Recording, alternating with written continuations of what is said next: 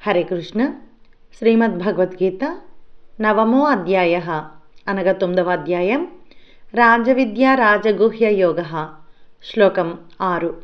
యథాకాశస్థితో నిత్యం వాయుః సర్వత్ర గో మహాన్ తథా సర్వాణి భూతాని మత్స్థానిత్యుపధారయ. యథాకాశ ఇక్కడ మహాప్రణవం థా ఉందండి, దానికి ఆకారం ఉంది. కాశ ఇక్కడి వరకు తీసుకోవాలండి, ఇక్కడ ఆ పలుకుతుంది.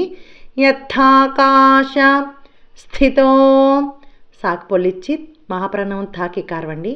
స్థితో నిత్యం తాకు పొల్లి వస్తుందండి.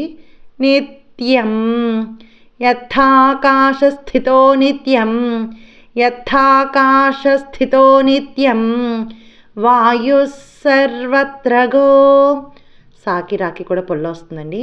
వాయు సర్వత్ర గో వాయు సర్వత్ర గో వాయు సర్వత్ర గో మహాన్ మహాన్ వాయు సర్వత్ర గో మహాన్ వాయు సర్వత్ర గో మహాన్.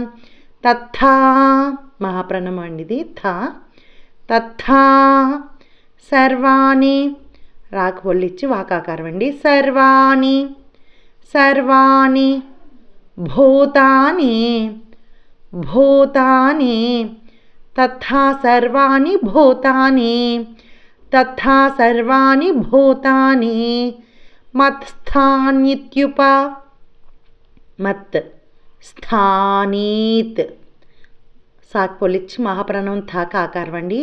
నీత్ తాకు పొల్లి వస్తుంది.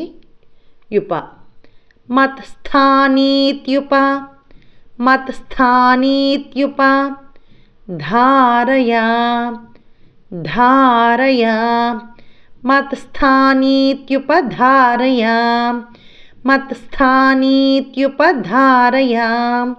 యథాకాశస్థితో నిత్యం వాయు సర్వత్ర గో మహాన్ తథా సర్వాణి భూతాని మత్స్థానీత్యుపధారయ. హరే కృష్ణ.